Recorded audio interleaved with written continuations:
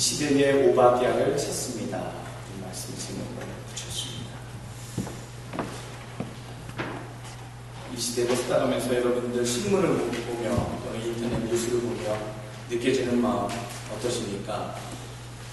가슴 따뜻하고 기분 좋은 소식이 가득하기보다는 뭔가 답답하고 속상하고 미래가 없어 보이는 소식이 더 많아 보이는 그런 뉴스들, 소식들. 이 세상을 보면 참 답답합니다. 어둡구나, 답답한 세대구나, 소망이 없는 세대구나 라고 느껴지고 보여집니다.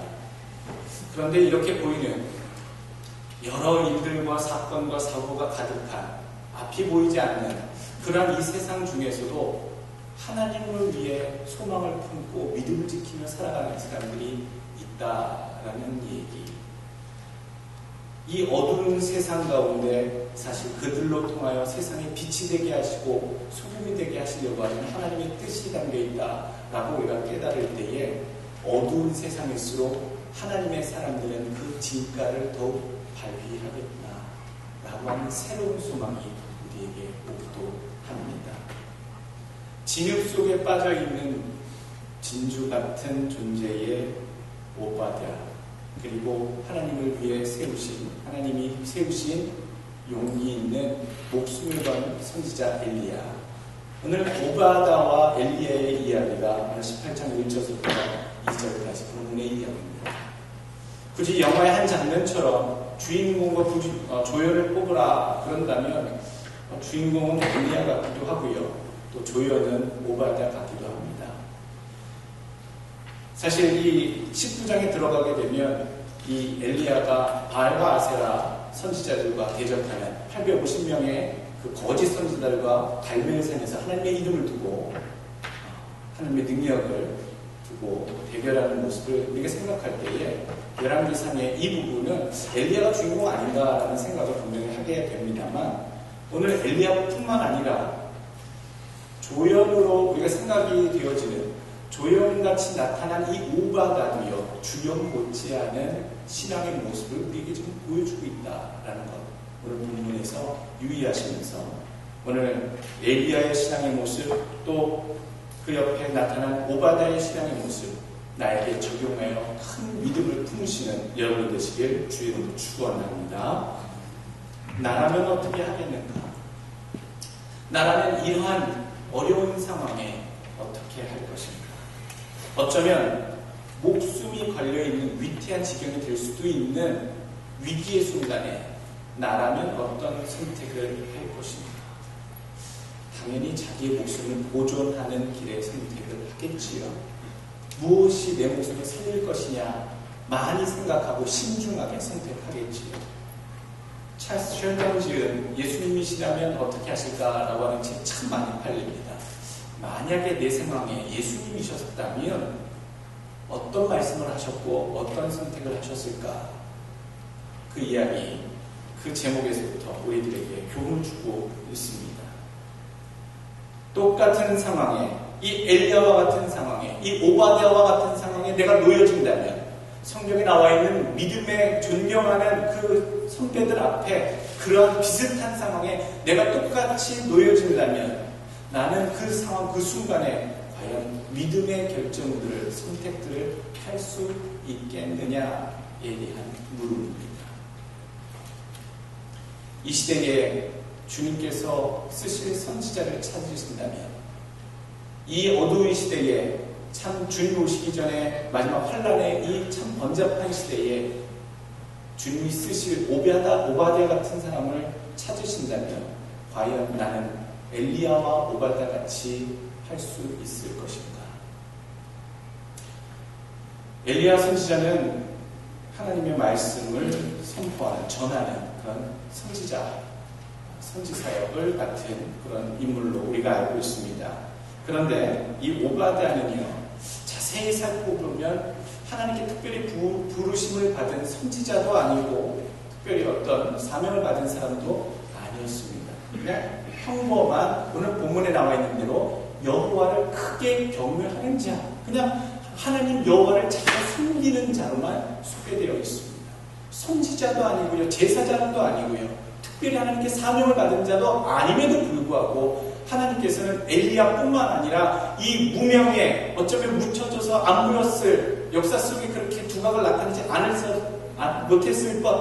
못했을 법한 그 사람 오바다를 통해서도 오늘 큰 하나님의 일들을 진행하고 계신다라는 얘기입니다. 우리랑 비슷한 점은 뭡니까? 저와는 물론 비슷하지 않지만 저야 목회자니까 오베아다 쪽이냐 엘리야와 같은 위치인가 라고 이렇게 비교해 봤을 때 엘리야와 같은 쪽이 나는 좀 적용이 되겠구나 그런 생각을 해봅니다만 여러분 입장에서 여러분 상황에서 신앙을 견주어 본다면 아무래도 오바다와 같은 지금 평신도의 그러한 하나님을 그냥 경외하는 삶을 살고 있던 성도의 삶의 모습을 가지고 있는 이 오바다의 모습을 통해서 여러분들 많은 교훈을 더 받으실 수 있을 거라 생각이 듭니다. 똑같은 평신도 입장이고요. 또 한 가지 공통된 것은요. 불의에 찬 세계, 세상의 가치관이 하나님의 것보다 더 우선시되는 세계, 하나님의 사람들보다 세상의 사람들이 더 주도권을 잡고 뒤흔들고 있는 세대에 살고 있는 크리스찬의 입장이라는 것. 그것이 아마 우리 여러분들과 어쩌면 저와 포함한 여러분들이 함께 공유하는 그런 배경이 아닐까 생각이 됩니다. 역사적 시대적 배경은 사실 이렇습니다. 성경에 오바댜서 여러분 나오지요. 성경에 오바댜 요나미가 그렇게 나오는데 원래 성경에는 오바댜라고 표현되는 사람이 12명이나 나옵니다. 성경에 이렇게 중요한 인물로 대두되는 사람은 오바댜 선지자, 유다 마지막 왕국이 무너져갈 때 하나님께서 세우신 선지자 오바댜가 있고요. 오늘 나온 이 오바댜는 이름이 똑같습니다만 사실 아합 왕 때의 국내 대신으로 아합의 크나큰 신임을 받고 있었던 최측근의 인물로서의 오바댜입니다. 그러니까 다른 사람으로 보셔야 되는 겁니다. 아합 왕은 7대 이스라엘의 왕입니다. 이스라엘의 왕 아합은요 아주 복지, 경제, 부흥 정책을 최우선으로 왕권의 최목표로 삼았습니다. 왕이 되고 나서 실제로 솔로몬 시대에 다윗 시대에 부과했던 그 못지않은 부국 강병 그 정책을 펼쳤고요. 그 덕분에 외교와 경제와 국방에 있어서 현저한 발전을 이룩한 왕 아합 왕의 세계사 속의 평가입니다. 하나님 보시기에는요 악을 행한 왕 중의 왕, 가장 악하고 몹쓸 왕으로 하나님께서는 성경에 열왕기서나 또 사무엘상이나 이렇게 표현하고 있습니다만 세상에서는요 또 객관적으로 볼 때는요 가장 아합 왕 때에 또 놀라운 이스라엘의 그런 풍요와 발전이 가득했던 시대였다. 어떻게 그런 시대를 갖고 왔느냐? 이 아합 왕은 정략 결혼을 통해서 자기의 정책을 많이 이용했습니다. 정책의 정략 결혼들을 이용했는데 오늘 부인 이세벨이 누구냐면 이 이세벨은 엣바알이라고 하는 시돈 왕의 딸입니다. 이 시돈 왕 엣바알, 엣이 사람이라는 뜻이고요. 바알은 바알 신입니다. 그러니까 바알 신의 사람이라고 하는 이름을 가진 시돈 왕. 그 시돈 왕은 원래 왕이기 전에 바알 신의 제사장이었습니다. 그러니 이 시돈 왕의 딸을 왕비로 모시고 오고 인해서 시돈을 중심으로 한 페니키아 족속이 자리 잡고 주도권을 가지고 있었던 경제적 모든 상권과 그런 것들을 영향력을 이 이스라엘이 독점하게 됩니다. 이스라엘의 그 위치가 애굽으로 통하는 아프리카 북부와 애굽으로 통하는 그 위치와 또 동방으로 즉 이라크, 이란, 페르시아로 통하는 그 통로와 위쪽으로 터키를 통하는 그 통로 딱 삼각점의 중심에 있었기 때문에 그 페니키아의 상권을 넘겨받음으로써 그 중심무역, 중개무역에서 아주 무지한 어마어마한 부를 일궈내고 있었다. 그것이 가능하게 했던 것이 페니키아의 시돈 왕의 딸 이세벨을 부인으로 맞아들였기 때문에 그런 이권을 찾을 수 있는 위치가 되었다. 역사는 그렇게 얘기해주고 있습니다. 너무 풍요해지니까요. 너무 물질이 풍부하니까요. 문제가 나타나기 시작합니다. 세속적인 시대가 열립니다. 물질적 풍요, 이 물질적 풍요를 하나님이 주셨다고 얘기하는 것이 아니라요. 그 물질적 풍요를 이루게 한 것은 하나님이 아니라 바알과 아세라라고 얘기하기 시작합니다. 그리고 실질적으로 그 바알과 아세라를 전심으로 섬겼던 제사장의 딸 이세벨을 우리 왕국의 여왕으로 모셔드림으로써 인해 누려지는 이 번영과 축복이 이세벨을 통해 연결된 바알과 아세라의 축복이었다라고 선포하면서 아합 왕은 국가 종교로 이 바알과 아세라를 지정합니다. 여러분, 이스라엘 백성은 태생서부터 여호와 하나님을 떠날 수 없는 민족이었고 여호와 하나님을 늘 배경으로 늘 하나님으로 여기며 살아왔던 백성입니다. 우상 숭배해 올 때조차도 여러분들 그 배경 속에는 항상 여호와의 사상이 기본적으로 있었던 사람들입니다. 그런데 그런 기독교, 즉 여호와를 섬기는 배경과 전통 속에 있었음에도 불구하고 그 시대만큼은 아합이 이 이스라엘의 국교를 바알과 아세라를 섬기는 것으로 지정하고 그것을 섬기기 시작합니다. 하나님을 저버리는 시대에 들어왔다라는 얘기죠. 그리고 더 놀라운 것은요, 아합 왕은 악한 왕이고 또 악한 정책과 욕심을 부려서 또 기회를 삼아 이런 일 저런 일들을 행하는 왕으로 묘사되고 있습니다만, 특별히 이 이세벨은요, 여러분이 상하 관련돼서 기록될 때에는 항상 우상 숭배자, 즉 바알과 아세라를 전파하는 자, 그리고 여호와 선지자들을 핍박하고 죽이는 여인으로 소개를 하고 있습니다. 그러니까 악랄하게 자기 아버지 바알의 제사장이었던 엣바알의 딸이어서 그런지 몰랐는데 그 여호와를 섬기는 제사장들을 핍박하며 죽이는 그 악랄한 일들은 전적으로 이세벨이 아주 열심으로 앞장서서 그렇게 행했다라고 오늘 성경은 얘기해주고 있습니다. 바알과 아세라를 축복의 근원으로 여기며 숭배해야 하는 세대, 강제로 숭배해야 하는 그 시대에 지금 살고 있습니다. 어느 누구도 감히 여호와를 경외한다고 얘기했을 때 목숨을 보장받기 어려운 상황에 하나님의 백성들이 놓여 있습니다. 심지어 여호와의 선지자들까지도 잡아다가 죽임을 당케 하는 아주 무시무시한 서슬파란 그러한 위태로운 지경에 지금 신앙인들이 놓여져 있습니다. 많은 자들이 하나님을 저버렸고요. 또 모든 백성들이 두려워하며 떠는 상황을 맞고 있습니다. 그런데 오늘 본문에 보게 되면 참 그렇게 두렵고 떨리는 우상 숭배의 최정점을 달리고 있는 듯한 상황 속에서도 그 권력의 최상층부 바로 옆에 하나님을 크게 경외하는 자 오바다를 하나님이 심겨 놓으셨다라고 하는 사실입니다. 어떻게 그렇게 할 수가 있을까? 다 잡아 죽였을 텐데, 아니면 어떻게든 이세벨이 적개시해서 그를 핍박하고 대적했을 텐데, 어떻게 이 오바다는 이 왕궁에, 그것도 아합의 최측근으로 있으면서 무사히 하나님을 경외하는 자로서 삶을 살아갈 수 있었을까? 원래 오바다라고 하는 뜻은요, 여호와를 섬기다라는 뜻입니다. 오바드라고 하는 얘기는 서브, 봉사하다라고 하는 히브리어고요. 야는요, 여호와의 야훼 할 때 야자죠. 그래서 오바드야는요, 여호와를 섬기다라고 하는 뜻입니다.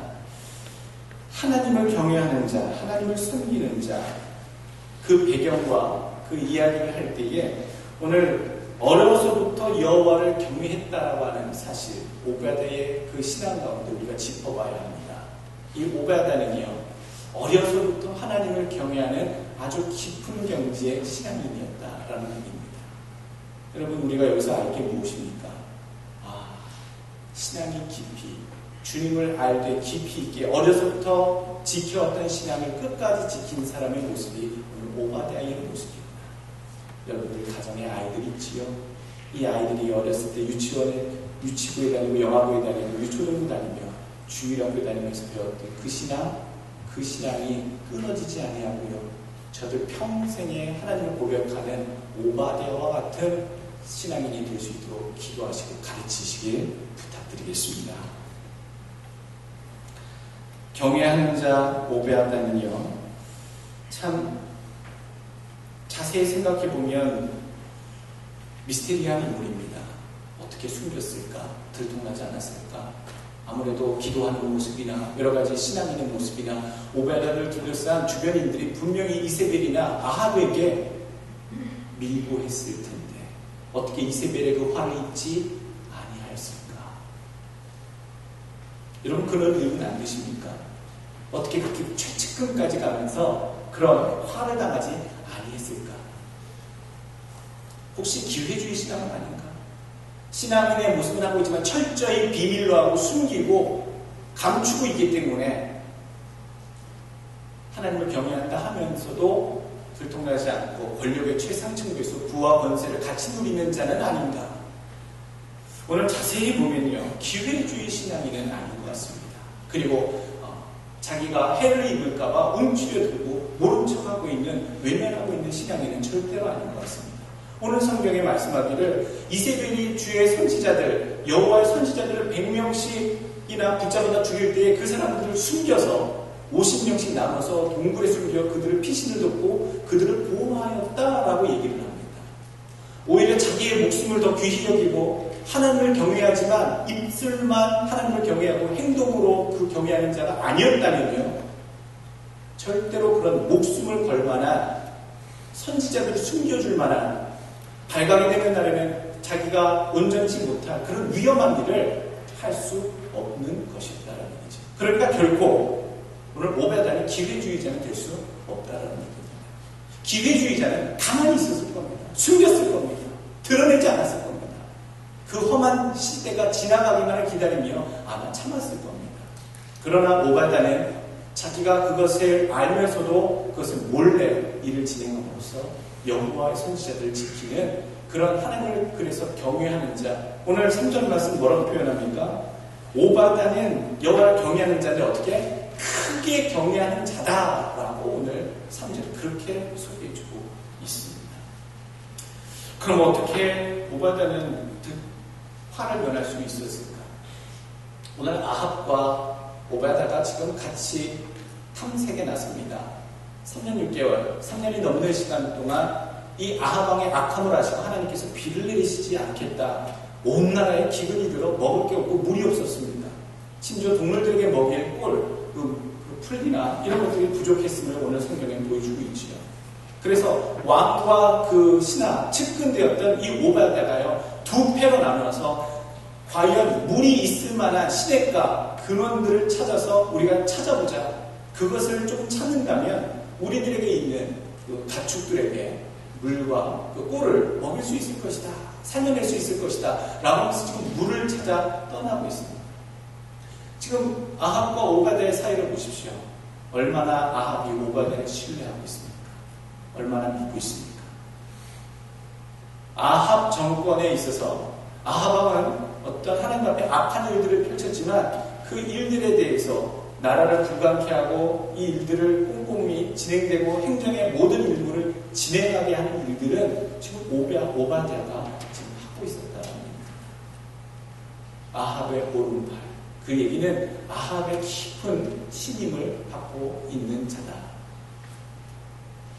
아합이 몰랐을까요? 오바댜가 큰 여호와를 경외하는 자라는 걸 몰랐을까요? 아마 알았을 겁니다. 알았음에도 불구하고 자기가 신임하는 자이기 때문에, 믿을 수 있는 사람이기 때문에, 내게 기묘한 사람이기 때문에 아마 아합은 오바댜를 신임함으로 그의 관용 가운데 여호와를 경외하는 것을 용납하고 받아주며 보호했을 수 있다라는 얘기죠. 이세벨의 도전과 이세벨의 대적을 타지 않도록 이 오바댜를 잘 자기의 팔 아래 보호했을 것이다 라고 하는 추측이 가능한 부분입니다. 여러분, 저는 하나님의 보호하심을 믿는데요, 하나님께서 참 여러 가지로 보호하십니다. 초자연적인 상황을 통해서도 보호하시고요, 사람을 통해서도 보호하십니다. 여러 가지 하나님께서 외부의 사람을 통해서도 우리를 보호하시지만 내부에 가까이 있는 사람들을 통해서도 인도하시고 보호하십니다. 오늘 하나님께서 오바다를 보호하시는 역할을 맡은 사람은 누구입니까? 악을 행하고 있는 자이나 오히려 그 악을 행하고 있는 최정점의 권력자의 손을 통해서 하나님의 사람 오바다를 보호하고 계시다는 겁니다. 누구의 손으로부터요? 이세벨의 그 대적의 손으로부터, 자기 와이프의 그 극악한 그런 횡포로부터 왕의 신임받는 신하로서 보호를 받는 위치에서 하나님 오바다를 살피고 계시다는 얘기죠.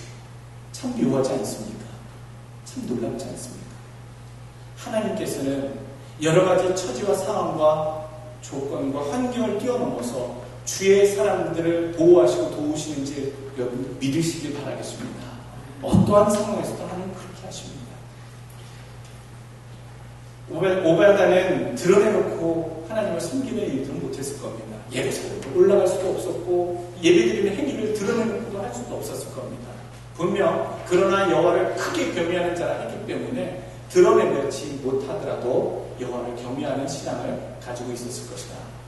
다니엘서 6장 보게 되면 다니엘이 바벨론의 포로로 끌려갔을 때 바벨론의 총리로 귀하게 쓰임받는 그런 위치에 있음에도 불구하고 예루살렘을 향한 창문을 열어놓고 하루에 3번씩 무릎 꿇고 기도하더라 라는 모습을 우리 성경을 보고 알게 됩니다. 그 말씀은 상황이 어떻든지 간에 자기가 처한 상황에서 주님을 향한 자기의 믿음을 지키고자 하는 자들은 그 믿음을 지키는 행위를 했다라는 얘기입니다. 어떠한 상황에서도 바빠도 힘들어도 어려워도요, 하나님을 향한 자기의 신앙을 지키기 위해서 어떻게든 그것을 행하는 모습을 보였다라는 얘기입니다. 여러분 그런 믿음들 되시길 바라겠습니다. 오늘 오바다는 신앙 지키는 모습이 분명히 드러나 있지 않지만 하나님을 경외하는 자들은 어떻게든지 하나님을 경외하는 모습이 삶 속에 담겨지는 줄 믿습니다. 오늘 본문의 엘리야를 통해 오바다를 통해 우리에게 주시는 교훈이 있습니다. 첫 번째, 이 오바다와 엘리야를 통해서 우리에게 주시는 교훈이요, 이 시대의 신앙인으로 살려면 순교자의 각오를 준비해야 한다는 얘기입니다. 제가 늘 말씀드리는 것 가운데 하나가 이겁니다. 지금 당장은 아니더라도요, 또 우리 세대, 또 다음 세대든 근신 내에든 아니든지 간에 우리는 항상 내 믿음을 잃어버리지 않기 위해, 주님을 배반하지 않기 위해 믿음을 지키기 위한 죽음의 각오, 순교자의 각오가 늘 준비되어 있어야 한다는 얘기입니다. 우리 할아버지 세대에는 얼마나 힘들었습니까? 또 우리 아버지 세대에는 전쟁 통해 얼마나 신앙 지키기가 어려웠습니까? 우리는 예수에 대한 신앙을 지키기에 어려운 세대는 아닙니다. 어쩌면 반대로 너무 풍요하기 때문에 그 신앙을 지키기가 어려운 세대라고 말할 수도 있겠지요. 하나님을 굳이 찾지 않아도 행복하고 풍요한 세대에 살고 있을 때 하나님을 잘 찾지 않게 되더라고요. 이 시대에 그러나 신앙인으로 온전히 살려면 순교자의 각오를 해야 합니다. 이 오바다는 신앙인으로 살아가면서 100명의 선지자들을 숨기면서 들켜진다면, 들통난다면 죽을 것이다 라고 하는 각오를 하고 한 신앙입니다.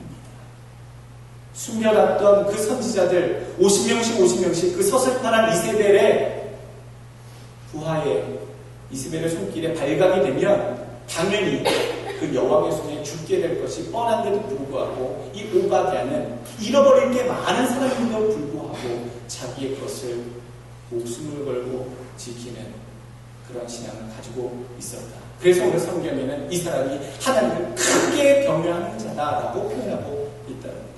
절대로 기회 주기가 아니다. 또 오바다는 오늘 입장이 그렇습니다. 오늘 엘리야도 그렇고요, 오바다도 그렇고요. 엘리야는 지금 피신을 하고 있지 않으면 엘리사의 손에 이사벨의 손에 붙잡혀 죽임을 당할 수밖에 없는 선지자 중에 선지자입니다.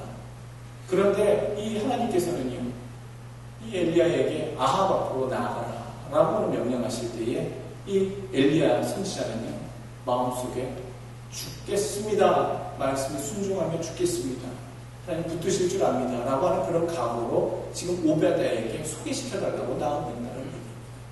또 오베드야의 입장은 어떻습니까? 오늘 본문 주구절절 보니까요. 이 오베드야가 엘리야를 보면서 깜짝 놀라는 것은 엘리야를 숨어 계셔야 됩니다. 어찌해서 나타나서 아합을 만나게 해달라고 하십니까?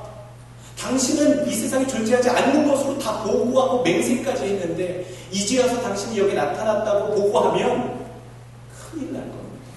그동안 어디서 숨겨놨다가 이제서 나타나게 했느냐고. 그리고 막상 보고하러 간 사이 당신이 안 계신다면 또 잠적하신다면 나는 죽습니다. 라고 하는 이런 상식적인 상황에 그런 질문들을 했습니다. 그럼에도 불구하고 오늘 16절 오바댜가 가서 아합을 만나 고하게. 오바댜가 순종했다는 얘기죠. 참 어려운 입장이 난처해지고 위험해질 수 있는 상황임에도 불구하고 오늘 15절 말씀 엘리야가 이르되 만군의 여호와의 사심을 가리켜 맹세하노니 내가 오늘날 아합에게 보이리라 라고 말씀할 때에 오늘 16절 오바댜가 가서 아합을 만나 고하매 보고를 했다는 겁니다. 엘리야도 그렇고요. 오바댜도 그렇고요. 어느 순간만큼은 목숨을 걸고 믿음의 순종을 하는 모습 오늘 우리는 본받아야 될 줄 압니다. 늘 우리에게 목숨의 위협을 하는 그런 신앙적인 상황이 있을까요? 저는 그렇지 않을 거라고 생각이 됩니다. 아마 우리 살면서 한평생 한두 번쯤 예수님을 부인하라고 유혹하거나 도전하는 그런 상황이 올 수도 있다는 얘기죠. 믿음을 포기하고 하나님을 저주하고 배신하고 이러할 때가 있는 줄 압니다. 그러할 때에 우리의 믿음, 주님을 향한 경외함 이것을 끝까지 포기하지 않는 믿음을 지키시는 순교자의 믿음 소유하는 여러분 되시길 주의 이름으로 축원합니다. 두 번째로 여러분 보십시오. 무슨 교훈을 주십니까? 환난 중에 고난 중에 나를 돌아보고 하나님을 찾자라고 하는 교훈입니다. 본문 가운데 아합과 이 엘리야의 주고받은 이야기가 참 재미납니다. 오늘 엘리야를 대면한 이 아합 왕이요 뭐라고 얘기합니까? 17절에 이르되 이스라엘을 괴롭게 하는 자여 네냐 너냐.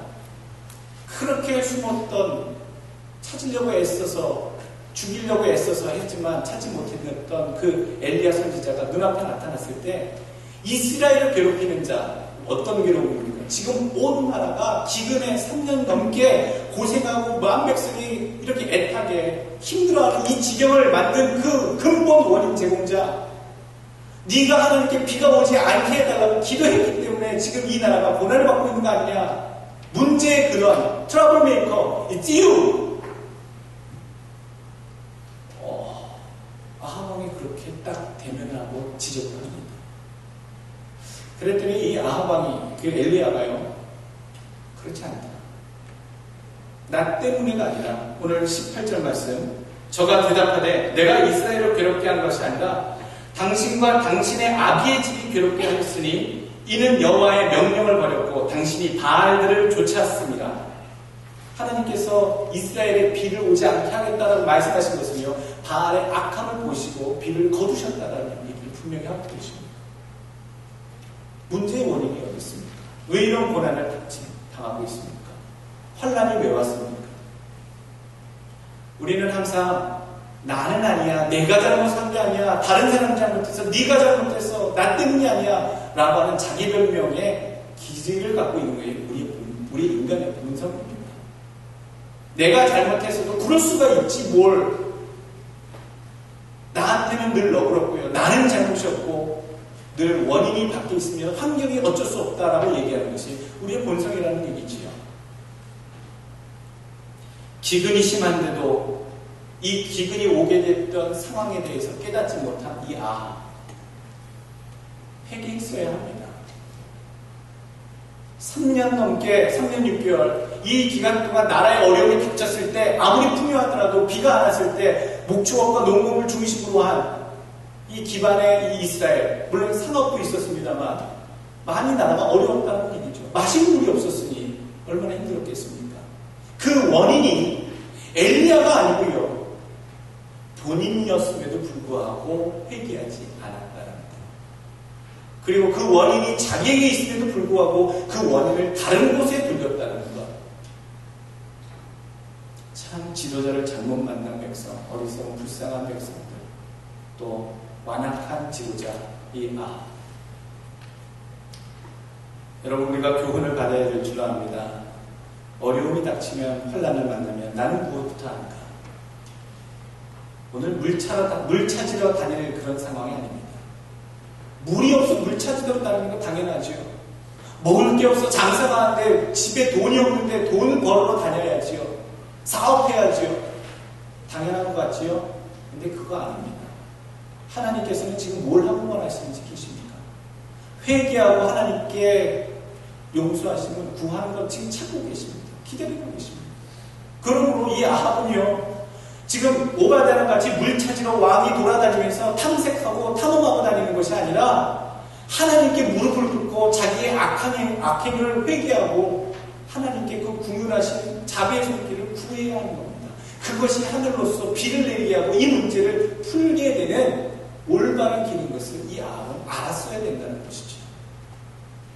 우리가 여기서 교훈을 얻기 원합니다. 무슨 문제가 터지면 물론 그것이 객관적으로 다른 곳에서 시작되든 다른 원인으로 시작되는 그런 일들이 있습니다만 항상 나부터 살피십시오.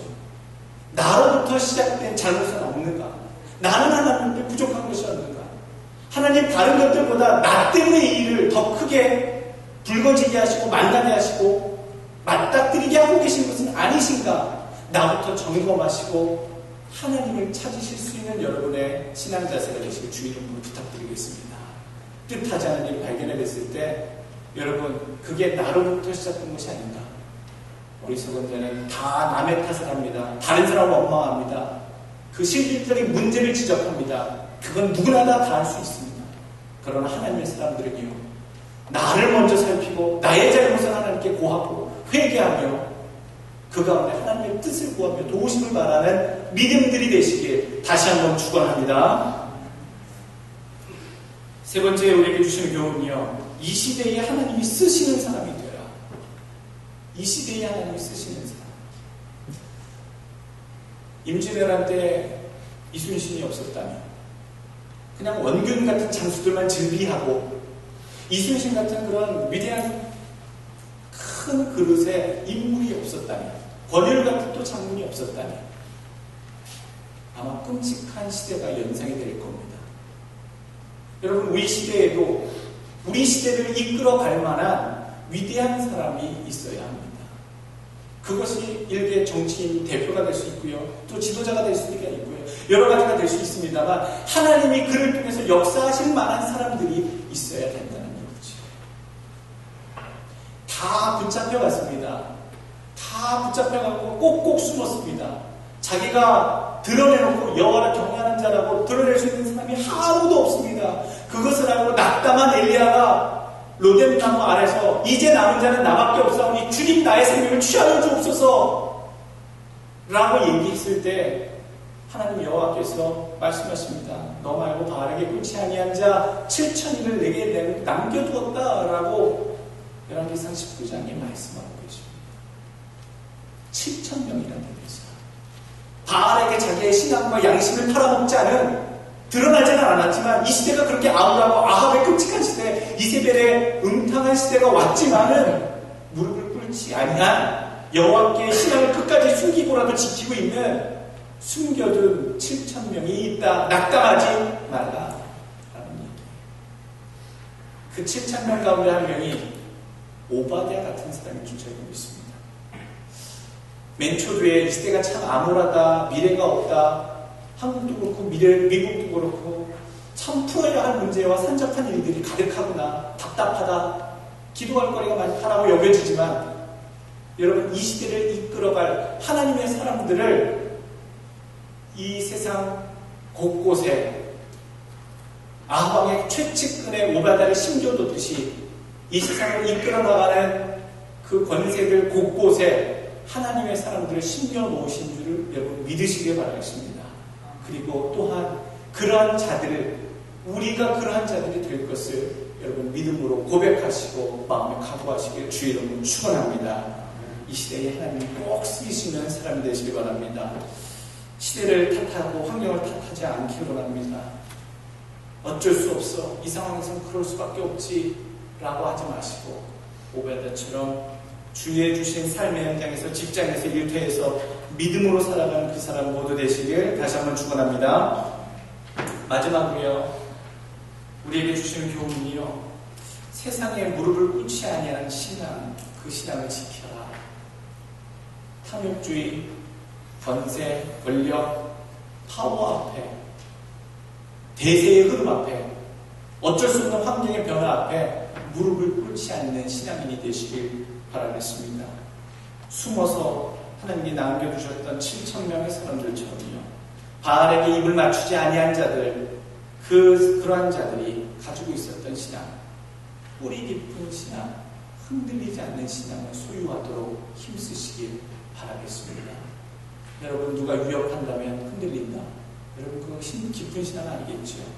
여러 가지 상황 속에서 내게 이익되는 환경과 조건을 향해서 내가 선택하고 움직인다. 여러분, 그것도 진짜 신앙이 아닙니다. 진짜 신앙은 목숨이 위태로워지고 힘들어진 상황이 오더라도 변치 않는 믿음을 하나님께 가지고 있는 것이 진짜 오바다가 가지고 있었던 신앙이고 엘리야의 신앙인 줄 믿습니다. 세상 가운데서도 타협하지 않는 그런 믿음 가지시길 바라고, 이 시대의 오바다 같은 사람들 되시길 바라고, 이 시대의 엘리야와 같은 사람들 되시길 주의 이름으로 축원합니다. 기도하겠습니다.